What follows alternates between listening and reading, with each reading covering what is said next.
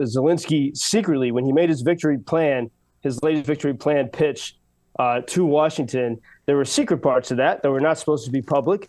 And one of those was that he asked for these super long range Tomahawk missiles with a range of more than 1,500 miles. Before we continue, we invite you to follow our channel, the only American show reporting live from Ukraine every day. I was reading a little bit about that, the airstrikes, Israel's airstrikes that took place early Saturday.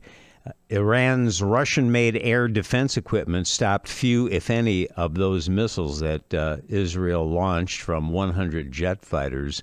So I want to ask Joseph Lindsley about this as soon as we get connected, because those Israeli airstrikes also battered the reputation of Russian military equipment, which has already been pummeled by poor performance during Moscow's invasion of Ukraine.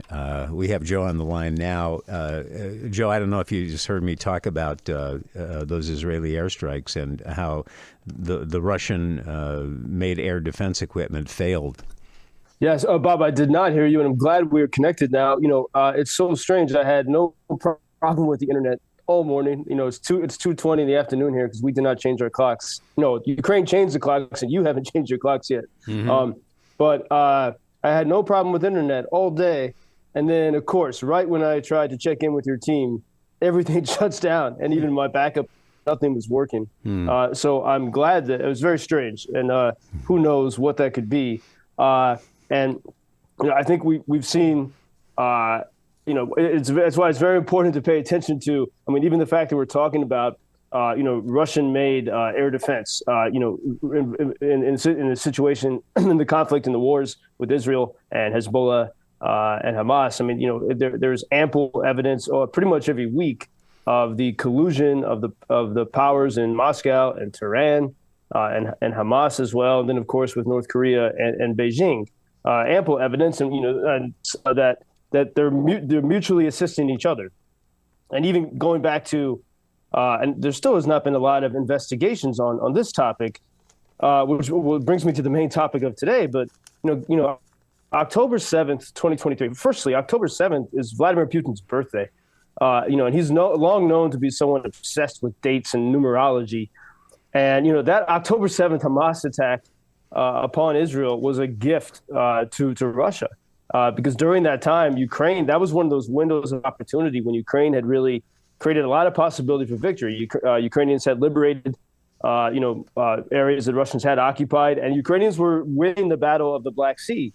And, we were expecting all this big infrastructure attacks starting in that fall of 2023, and nothing happened. Russia was weakened. And so the power move, it seems, was, once Hamas attacked Israel, that diverted resources and attention from Ukraine. And so even going back to that, and I think there has not been a lot of reporting on what led up to October 7th vis-a-vis Russia. What was Russia doing?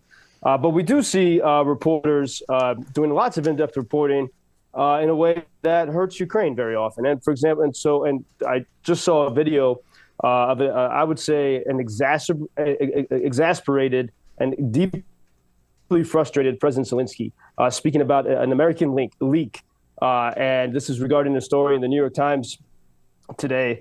Saying that Zelensky secretly, when he made his latest victory plan pitch to Washington, there were secret parts to that were not supposed to be public. And one of those was that he asked for these super long range Tomahawk missiles with a range of more than 1,500 miles. That's more than 7 times the range of the smattering of ATACMS that the U.S. has given to Ukraine. And so Zelensky was, really pushing for the tools that he says Ukraine needs to turn this around. But that was not meant to be public. And so today, the New York Times has a story revealing that. So someone, it seems, in the Biden administration has leaked this information. The headline of this piece is, "With limited options, Zelensky seeks a path forward for Ukraine." It was written by Kim Barker, and 3 others, Kim Barker, Eric Schmidt, Stephen Erlanger, and Anton Troyanovsky. And Kim Barker is a New York Times reporter here in Kyiv. She just arrived pretty recently. Interestingly, she was played by Tina Fey in the movie Whiskey Tango Foxtrot for her reporting in Afghanistan. But here the New York Times is putting a lot of their top reporters on this type of investigative story, not looking at the Russian collusion with Hamas, for example, but looking at, trying to find out what were the secret parts of Zelensky's victory plan. And it's, what is their motivation to do so is the question on the minds of Ukrainians.